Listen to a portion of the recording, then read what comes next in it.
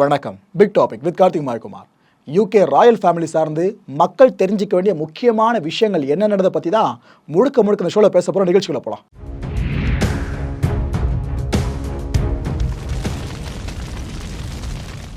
மகாராணி இரண்டாம் எலிசபெத்தோட மறைவு சார்ந்து உலக மக்கள் இப்போ உச்சக்கட்ட சோகத்தில் இருக்காங்க. அதில் எந்த மாற்று கருத்தும் இல்லை. உலக தலைவர்கள் அந்த அளவுக்கு இரங்கல் செய்திகளை தொடர்ந்து வெளியிட்டுக்கிட்டே இருக்காங்க. ஏன்னா உலகாண்ட குடும்பம், அந்த குடும்பத்தோட முதுகெலும்பே இவங்க தான். அவங்க இப்போ மறைஞ்சிருக்காங்கன்னா வேர்ல்டு முழுக்க எவ்வளோ பெரிய நியூஸ் இதுன்னு உங்களுக்கு புரியும் நம்புகிறேன். அவங்களோட வாழ்க்கையை சார்ந்து ஒரு சில புகைப்படங்கள் இருக்குது. எல்லாமே அரிய புகைப்படங்கள். அது எல்லாத்தையும் உங்ககிட்ட நான் காண்பிச்சுட்டு எந்த நேரத்தில் அந்த புகைப்படங்களை எடுக்கப்பட்டிருக்கு, அந்த பின்புற காரணம் என்னன்றதையும் உங்களுக்கு தெளிவாக விளக்குறேன். இதில் நீங்கள் பார்க்க போகிற நிறைய புகைப்படங்களை இதுக்கு முன்னாடி கண்டிப்பாக பார்த்துருக்க மாட்டீங்க. அவ்வளோ ரேரான ஃபோட்டோகிராஃபிஸ் எல்லாமே. ஓகே, இப்போ நிகழ்ச்சிக்குள்ளே போகலாம். இந்த ஃப்ரேமில் ஒரு குழந்தை இருக்குது பார்த்தீங்களா?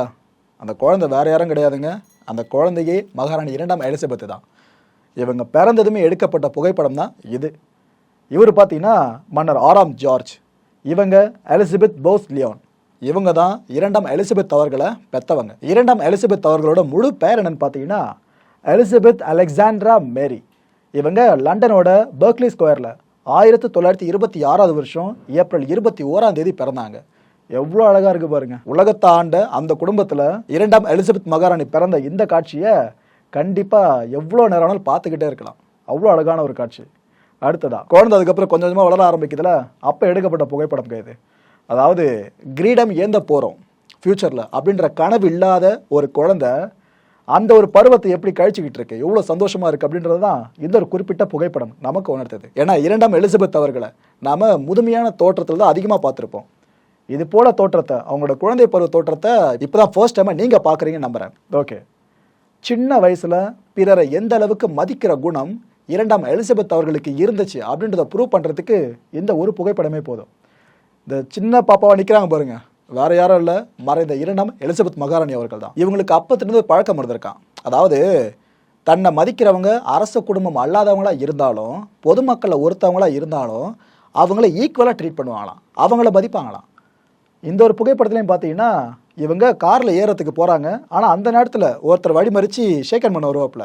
ஏன்னா அந்த குடும்பத்தில் இவங்க தான் மூத்தவங்க. ராஜாக்கு அப்புறம் ராணி அப்படின்ற பெரிய அந்தஸ்து இவங்களுக்கு தான் கிடைக்க போகுதுன்னு எல்லாருக்கும் தெரியாமல் இருந்திருக்கும். ஸோ அவங்க இவங்கள வாலண்டியராக மதிக்கிறாங்க அப்படின்னா இவங்க வேற என்ன வேலை வச்சிருந்தாலும் அதை அப்படியே ஓரமாக தூக்கி போட்டுட்டு அவங்களுக்கு மதிப்பு கொடுத்துட்டு தான் அடுத்த கட்ட வேலையை பார்ப்பாங்களாம். ஷேக்கன் பண்ணுறதுக்கு ஒருத்தர் அழைச்சிருக்காரு. அவர்கிட்ட பண்பாக ஷேக்கன் பண்ணிட்டு அதுக்கப்புறமா தொடர்ந்து ஒரு சிலர் வருவாங்களாம். அதை படித்து பார்த்தீங்கன்னா தெரியும் அந்த ஈவெண்ட்டை.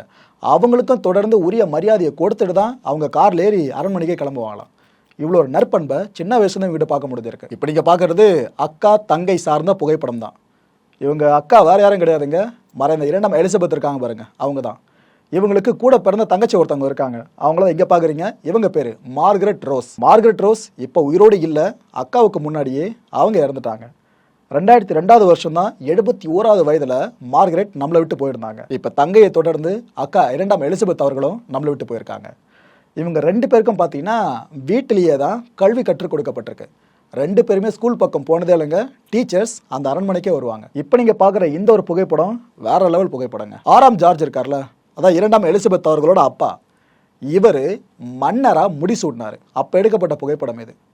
ஸோ அப்பா மன்னர் ஆகிட்டார்னா அதுக்கப்புறம் அந்த அரியணை வாய்ப்பு வேறு யாருக்கு? கரெக்ட், இவங்களுக்கு தான், இரண்டாம் எலிசபெத் அவர்களுக்கு. இவங்க இளவரசியாக அறிவிக்கப்படுறாங்க. ஏன்னா இந்த யூகே ராயல் ஃபேமிலி ஸ்ட்ரக்சரை பொறுத்த வரைக்கும் பிளட் லைனை பேஸ் பண்ணி தான் அரியணை வாய்ப்பு ஒவ்வொருத்தருக்கும் வழங்கப்படும். ஸோ கிங் 6ஆம் ஜார்ஜுக்கு பிற்பாடு அப்பேற்பட்ட வாய்ப்பு இவங்களுக்கு போய் சேர வேண்டியதுன்னு இந்த இடத்துல எழுதப்பட்டிருக்கு. அப்பேற்பட்ட புகைப்படத்தை தான் இப்போ நீங்கள் பார்த்துக்கிட்டு இருக்கீங்க. இந்த செரிமனி நடந்தது எப்போன்னு பார்த்தீங்கன்னா 1936 வருஷம். நான் அரச குடும்பத்தில் ஒரு பெரிய ஆள், நான் எதுக்காக மற்ற விஷயங்கள்லாம் போய் தலையிடணும், என்னோட சுகபோக வாழ்க்கைக்கு மட்டும் பார்த்துட்டு நான் ஒதுங்கிடுறேன் அப்படின்னு ஒரு காலமும் நினைக்காதவங்க தான் மகாராணி இரண்டாம் எலிசபெத் அவர்கள். இதுக்கு ஆகச்சிறந்த உதாரணம் இந்த புகைப்படத்தை சொல்லலாம். இங்கே பார்த்தீங்கன்னா மார்கரெட் ரோஸ் நிற்கிறாங்க, அதான் இரண்டாம் எலிசபெத் அவர்களோட தங்கை. இவங்க இரண்டாம் எலிசபெத். இரண்டாம் உலக போர் நேரம் இது. அந்த நேரத்தில் இந்த யூகே ராயல் ஃபேமிலி இருக்குது பார்த்தீங்களா, அவங்க வின்சர் பகுதியை நோக்கி போயிட்டாங்க. அங்கே இருக்க வேணாம் சொல்லிட்டு இந்த பகுதியை வந்துட்டு இருக்காங்க. அந்த நேரத்தில் இந்த பிபிசியில் பார்த்தீங்கன்னா சில்ட்ரன்ஸ் ஹவர் அப்படின்ற ஒரு ஷோ ஒளிபரப்பு பண்ணப்பட்டிருந்திருக்கு.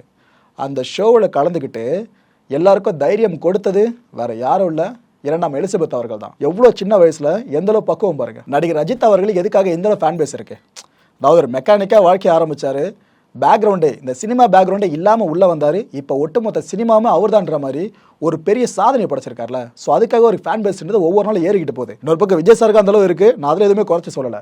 எதுக்கு அந்த ஓமையை கொண்டு வந்தேன்னு பார்த்தீங்கன்னா, இந்த ஒரு குறிப்பிட்ட ஃபோட்டோக்காக தாங்க. இவங்க வேறு யாரும் இல்லைங்க, நம்ம 2ஆம் எலிசபெத் இருக்காங்க பாருங்க, அவங்களே தான். இவங்க இந்த போர் முடிகிற அந்த நேரத்தில் ஏடிஎஸ் அப்படின்னு சொல்லக்கூடிய ஆக்சிலரி டெரிட்டோரியல் சர்வீஸ் இதில் இணையிறாங்க. இணைஞ்சிட்டு மெக்கானிக் வேலையை பார்க்க ஆரம்பித்தாங்க. அங்கே இருக்க லாரி சர்வீஸ் வரைக்குமே இவங்க பண்ணியிருக்காங்க.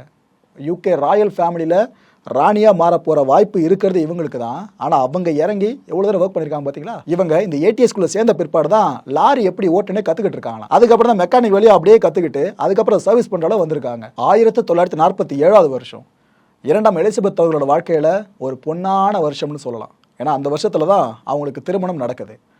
யார் கூடன்னு பார்த்தீங்கன்னா, அவரை லிட்டரலாக இந்த அரச குடும்பத்தோட தூரத்தை உறவுக்காரங்க இருப்பாங்க பார்த்தீங்களா, அந்த குடும்பத்திலேருந்து வந்தவர் தான் பிலிப்புங்க. இவர் 2ஆம் எலிசபெத் அவர்களை திருமணம் பண்ணப்ப எடுக்கப்பட்ட புகைப்படம் தான் இது. எந்த அளவு புடைய சூழ்ந்திருக்கு பாருங்க. ஏன்னா உலகத்திலேயே பெரிய திருமணம் இதுதான். யூகே ராயல் ஃபேமிலி அப்படின்னாலே பெருசாக பார்ப்பாங்க. அதில் முக்கியமான குடும்பம்னா உலக மக்களோட எதிர்பார்ப்பு அந்த நேரத்தில் எப்படி இருந்திருக்கும் பாருங்க.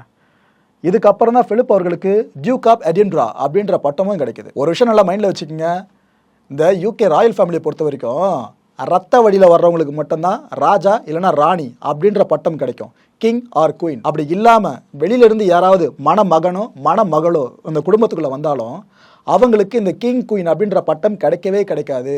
இதை தெளிவாக மைண்டில் நிறுத்திக்கிங்க. எதுக்கு சொல்கிறேன்னா, இந்த தம்பதிக்கு குழந்தைங்க பிறப்பாங்களே, அந்த குழந்தைங்களில் மூத்த குழந்தை எதுவோ அந்த குழந்தைக்கு தான் ராஜாவோ ராணியோ அந்த அந்தஸ்து கிடைக்கும். இவங்களை கல்யாணம் பண்ணிட்டார் அப்படின்ற ஒரே காரணத்தினால மட்டும் பிலிப் அவர்களை கிங்கா மாற்றவே மாட்டாங்க. அவர் இறக்கும்போது கூட இளவரசராக தான் இறந்தார தவிர கிங்கா இறக்கல. தெரியும் நம்புறேன் உங்களுக்கு. 2ஆம் எலிசபெத் அண்ட் பிலிப் இந்த தம்பதிக்கு பிறந்த முதல் குழந்தைய தான் இப்போ நீங்கள் ஸ்க்ரீனில் பார்த்துக்கிட்டு இருக்கீங்க. இவங்க வேற யாரும் இல்லை, 2ஆம் எலிசபெத் அவர்கள் தான். 1948 எடுக்கப்பட்ட புகைப்படம் தான் இது. அந்த குழந்தை வேற யாரும் இல்லைங்க, சார்ல்ஸ். அவர் தான் இப்போ இங்கிலாந்தோட அரசராக அறிவிக்கப்பட்டிருக்காரு. இந்த ஒரு புகைப்படம் உலக புகழ்பெற்றதுன்னு சொல்லலாம். என்ன இருக்குன்னு பார்த்தீங்கன்னா, 2ஆம் எலிசபெத் அவர்கள் அவங்களோட கணவர் பிலிப் கூட சேர்ந்துக்கிட்டு வெளிநாடுகளுக்கு போயிருக்காங்க, சுற்றுப்பயணம் மாதிரி. அந்த டைமில் இவங்களுக்கு ஒரு செய்தி பேரிடியாக வந்து இறங்குது. இது போல் அப்பா இறந்துட்டாரு, நீங்கள் எங்கே இருந்தாலும் உடனடியாக கிளம்பி வாங்கன்னு சொல்லிட்டு இவங்க பதட்டத்தில் அதுக்கப்புறமா கிளம்பி வந்திருக்காங்க. எங்கே இங்கிலாண்டில் லேண்ட் ஆனாங்க. அந்த ஒரு புகைப்படம் தான் இப்போ நீங்கள் பார்த்துக்கிட்டு இருக்கீங்க. அப்பா இறந்த அப்போ இவங்களோட வயசு பார்த்தீங்கன்னா 25 தாங்க. அதே 25 வயசுல தான் இவங்க ராணியா முடிசூடினாங்க. குயினா மாறி கிரீடத்தை தலையில ஏந்திட்டாங்களா. அதுக்கு பிற்பாடு இந்த நாட்டு மக்களுக்கு ஒரே நிகழ்த்துற டிவியில தோன்றி ஒரே நிகழ்த்துற ஒரு வைபவத்தை ஆரம்பிச்சு வைக்கிறாங்க 1957 வருஷத்துல. அதான் இப்ப நீங்க பாத்துக்கிட்டு இருக்கீங்க. வேற யாரும் இல்ல, நம்ம 2ஆம் எலிசபெத் அவர்கள் தான். இந்த கிறிஸ்மஸை முன்னிட்டு நாட்டு மக்களுக்கு இவங்க தொலைக்காட்சி மூலமா தோன்றி உரை நிகழ்த்தியிருந்தாங்க, வாழ்த்துக்களை சொல்லியிருந்தாங்க. இவங்க அப்ப போட்ட விதையானோ தெரியல, இப்ப வரைக்கும் பல நாடுகள்லையும் தலைவர்கள் பார்த்தீங்கன்னா இந்த டிவி சேனல்ஸ் மூலமாக தோன்றி மக்களுக்கு நாட்டு மக்களுக்கு உரை நிகழ்த்துறதை இப்போ இருக்க வாடிக்கையாக வச்சுக்கிட்டு இருக்காங்க. 2ஆம் எலிசபெத் அவர்களுக்கு ரொம்ப பிடிச்சது என்னன்னு பார்த்தீங்கன்னா, மனுஷங்க கூட அந்த அளவு கிடையாதுங்க. இந்த பெட்ஸ் இருக்குது பார்த்தீங்களா, அலாதி பிரியமா. அதுவும் அந்த செல்ல பிராணிகள் நாய்கள் இருக்குல்ல, அது மேலே கொல்ல பிரியமா. அவ்வளோ நாய்களை இவங்க வளர்த்துருக்காங்களாங்க. இவங்க சுற்றம் சூட இந்த மனுஷங்க இல்லைனா கூட இருந்துருவாங்களாம், செல்லப்பிராணி நாய்கள் கூட இல்லாமல் இருக்கவே மாட்டாங்களாம். அதுவும் புதுசாக இவங்களுக்கு பிடிச்ச ப்ரீடில் பப்பீஸ் வருது அப்படின்னா விட மனசே இருக்காதான். எவ்வளோ பெரிய ஈவெண்ட் குடும்பத்துக்குள்ளே இருந்தாலும் அதை விட்டுட்டு இந்த குட்டிகளை தூக்கி கொஞ்சம் ஆரம்பிச்சிருவாங்களாம். எல்லாரையுமே சமமாக ட்ரீட் பண்ணுற ஒரு பெரிய குணத்துக்கு சொந்தக்காரியான 2ஆம் எலிசபெத் அவர்கள் முடியல தான் 1981 வருஷம் ஒரு பெரிய திருமணம் நடக்குதுங்க. வேற யாருக்கும் இல்லை, 2ஆம் எலிசபெத் அவர்களோட மூத்த பையன் இருக்கார் பாருங்க, சார்ல்ஸ், அவரோட திருமணம் தான். அந்த ஃபோட்டோ தான் இப்போ நீங்கள் பார்த்துக்கிட்டு இருக்கீங்க. மணமகள் வேற யாரும் இல்லை, டயானா அவர்கள். ஆனால் இந்த திருமணம் சார்ந்த ஒரு சில சர்ச்சைகள் எழும்பி இருந்துச்சு அந்த காலகட்டங்கள்லேயே. அதாவது டயானா அவர்கள் இந்த அரசு குடும்பத்துக்குள்ளே வர்றது 2ஆம் எலிசபெத் மகாராணி அவர்களுக்கு சுத்தமாக பிடிக்கலை, அவங்களுக்கு பிடிக்காம தான் திருமணம் நடக்குது அது இதுன்னு சொன்னாங்க. ஆனால் யூகே ராயல் ஃபேமிலி அதை ஒவ்வொரு வாட்டியும் கிளாரிஃபை பண்ணாங்க. ஆனால் நம்புறதுக்கு பல பேரும் தயாராக இல்லை. அந்த உண்மையை நான் போட்டு உடச்சிட்றேங்க. நான் சொன்ன அந்த சர்ச்சை ஓஞ்சி முடியறதுக்கு முன்னாடியே இன்னொரு சர்ச்சை பெருசாக வெடிச்சதுங்க. அந்த சர்ச்சை இந்த வருஷம் வரைக்குமே தீர்க்கப்படாத மர்மம் முடிச்சாதான் இருந்துகிட்டு இருக்கு. என்ன ஆகுதுன்னா, ஒரு கட்டத்தில் டயானா அவர்களோட செயல்பாடுகள் சார்ந்து யூகே ராயல் ஃபேமிலிக்கு ஒரு அதிருப்தி ஏற்பட்டிருக்கு. குறிப்பாக டயானோட ஹஸ்பண்ட் இருக்கால சார்ல்ஸ், அவருக்கே அதிருப்தி ஏற்பட்டிருக்கு. விவாகரத்து பண்ணிடுறாருங்க. விவாகரத்து பண்ண அடுத்த வருஷமே டயானா ஒரு கார் விபத்தில் உயிரிழக்கிறாங்க. இந்த விபத்து எப்படி நடந்துச்சு, உண்மையிலே இது விபத்து தானா இல்லைனா இது ப்ரீ பிளான்டு மர்டரானு பல்வேறு கட்ட சந்தேகங்கள் எழ ஆரம்பிச்சது, இப்ப வரைக்கும் எழுந்துகிட்டு இருக்கு. ஆனா உண்மையிலேயே அது கொலையா இல்ல விபத்தான்றது சம்பந்தமான முழுமையான புரிதல் இப்ப வரைக்கும் கிடைக்கவே இல்லை. அப்பேற்பட்ட மிஸ்டீரியஸான ஒரு விஷயமா தான் டயானா அவர்கள் இறப்பு பார்க்கப்பட்டு இருக்கு. அவங்க இறந்தது 1997ல. அவங்க இறந்த பிற்பாடு நிறைய பேரும் இரண்டாம் எலிசபெத் அவர்கள் இருக்காங்களே அவங்கள நோக்கி திரும்ப ஆரம்பிச்சிட்டாங்க. இது போல் உங்கள் குடும்பம் தான் ஏதோ பண்ணியிருக்கு, உங்களுக்கு அவங்களை ஏற்கனவே பிடிக்காது, நீங்கள் பார்த்த வேலை அது இதுன்னு பல பேருமே பேச ஆரம்பிச்சிருக்காங்க. அந்த 1997 வருஷத்துக்கு முன்னாடி வரைக்கும் பொது வெளியில் அதிகமாக வந்துகிட்டு இருந்த இரண்டாம் எலிசபெத் மகாராணி அவர்கள் அந்த இறப்புக்கு பிற்பாடு பப்ளிக் அப்பியரன்ஸே நிறுத்திட்டாங்க, பொதுவெளிக்கு வரதே நிறுத்திட்டாங்க. இது இவங்க மீதான விமர்சனத்தை இன்னும் அதிகரிக்க பண்ணிடுச்சு. பார்த்தீங்களா, அவங்க இது தப்பு பண்ணியிருக்காங்க, அதனால தான் வெளியே வர மாட்டாங்கன்னு பல பேரும் பேசுகிற மாதிரி ஆக்கி விட்டுருச்சு. அதுக்கப்புறமா வெளியே வந்தாங்க. பப்ளிக் அப்பியரன்ஸ் அப்படின்றத முதன் முறையாக முன்னிறுத்தினப்ப என்ன தெரியுமா பண்ணாங்க, இந்த நினைவிடம் இருக்குது பாருங்க, அங்கே போய் அஞ்சலி செலுத்தினாங்க. அந்த ஒரு குறிப்பிட்ட ஈவெண்ட்டை அங்கே இருக்க டிவி சேனல்ஸ்லாம் லைவ் பண்ணிச்சுங்க, ஃபுல்லாக லைவாக கவர் பண்ணாங்க. ஏன்னா இவ்வளோ வருஷமாக ஒரு அவப்பெயர் ஏற்படுற நிலையில இருந்து அது அப்படியே ஒரு செகண்டில் மாறுது அப்படின்னா இதை லைவ் டெலிகாஸ்ட் பண்ணால் வேறு என்ன பண்ணுவாங்க. இது அப்போ நடந்துச்சு. அப்பேற்பட்ட புகைப்படத்தை தான் இப்போ நீங்கள் பார்த்துக்கிட்டு இருக்கீங்க. வாழ்க்கைனா என்ன, மூவ் ஆன் பண்ணி போயிட்டே இருக்கிறதா. நம்ம சார்ல்ஸ் இருக்கார் பாருங்க, அவர் வாழ்க்கையில் கரெக்டாக பிறந்தது 2005 வருஷம் எடுக்கப்பட்ட புகைப்படத்தை தான் இப்போ நீங்கள் ஸ்க்ரீனில் பார்த்துக்கிட்டு இருக்கீங்க. இவர் சார்ல்ஸ், இவங்க தான் கமிலா, இவங்க இரண்டாம் எலிசபெத் மகாராணி அவர்கள். அதாவது இவர் ஃபர்ஸ்ட் திருமணம் தான் விவாகரத்தில் முடிஞ்சுது, அதுக்கப்புறம் டயானா இறந்துட்டாங்க. அதுக்கப்புறமா 2005 வருஷம் தான் சார்ல்ஸ் அவர்கள் கமிலா பார்க்கர் அப்படின்ற இவங்களை திருமணம் பண்ணிக்கிட்டாருங்க. மகனோட வாழ்க்கை புத்துயிர் பெற்றுடுச்சு அப்படின்ற சந்தோஷத்தை கண்களால் விவரிக்கிறத தான் நம்மளால தெளிவாக பார்க்க முடியுது. அதுவும் ஆனந்த கழிப்புல மகனும் தாயும் உற்று நோக்கிறத இங்க தெளிவாக நம்மளால பார்க்க முடியும். இந்த யூகே ராயல் ஃபேமிலியை பொறுத்த வரைக்கும் ஒரு முக்கியமான விதி இருக்கு. அந்த ராயல் ஃபேமிலியில் இருக்க கிங்கோ இல்லைனா குயினோ இவங்களோட இசைவை பெறாம திருமணம் நடக்கவே நடக்காதுங்க. அப்பேற்பட்ட ஒரு திருமண வைபவத்தை தான் இப்போ நீங்கள் ஒரு ஃபோட்டோவாக பார்த்துக்கிட்டு இருக்கீங்க. இது 2011 எடுக்கப்பட்டுச்சு. வேற யாரும் இல்லை, இரண்டாம் எலிசபெத் அவர்களோட பேரன் இருக்கார் பாருங்க, வில்லியமுக்கும் கேத்ரின் மிடில்டனுக்கும் திருமணம் நடந்துச்சு பார்த்தீங்களா. அந்த டைமில் ராணி கிட்ட அவங்க அனுமதி கேட்கணுமா, தலை வணங்கினபடியே அனுமதி கேட்கணுமா. அந்த நேரத்தில் மகாராணி மட்டும், அந்த இருக்கையில் யார் மகாராணி இருந்தாலும் சரி, மகாராணி மட்டும் அனுமதி கொடுக்கல அப்படின்னா அந்த திருமணம் நடக்காதான், அதோடு ஸ்டாப் ஆகிடுமா. அவங்க சரின்னு அனுமதி கொடுத்த பிற்பாடு தான் திருமணமே நடக்குமா. அப்பேற்பட்ட ஒரு மரபை தான் இப்போ நீங்கள் பார்த்துக்கிட்டு இருக்கீங்க. இதுல ஒரு இன்ட்ரெஸ்டிங்கான ஃபேக்ட் என்னன்னு பார்த்தீங்கன்னா, கேட் மிடில்டனும் அரச குடும்பத்தை சேர்ந்தவங்களாம் கிடையாது, சாதாரண மிடில் கிளாஸ் ஃபேமிலியை சேர்ந்தவங்க. இப்போ நம்மளோட தலைமுறைலாம் 40 வயசு தாண்டது பெருசுன்னு தான் எதிர்பார்த்துக்கிட்டு இருக்கோம். அதுவே பெரிய வரப்பிரசாதமாக மாறிடுச்சு 40 வயசுன்றது. ஆனால் இவங்க 96 வயசு வரைக்கும் இருந்திருக்காங்க. சாதாரண விஷயமாங்க எலிசபெத் மகாராணி அவர்கள். இவங்களோட 90வது பிறந்தநாள் கொண்டாட்டம் அப்படின்றது வேற லெவலில் இருந்துச்சு. இங்கிலாந்து முழுக்கவே மக்கள் அவ்வளோ பெருசாக கொண்டாடினாங்க. அப்பேற்பட்ட ஒரு புகைப்படத்தை இப்போ நீங்கள் பார்த்துக்கிட்டு இருக்கீங்க. 2016 வருஷம் தான் மகாராணி இரண்டாம் எலிசபெத் அவர்கள் தன்னோட 90வது பிறந்தநாளை குடும்பத்தோடு கொண்டாடினாங்க. ஒட்டுமொத்த குடும்பமும் அங்கே இருக்கும். இவங்களோட பசங்க, அந்த பசங்களுக்கு பிறந்த பசங்கன்னு அவ்வளோ பேரை வந்திருந்தாங்க.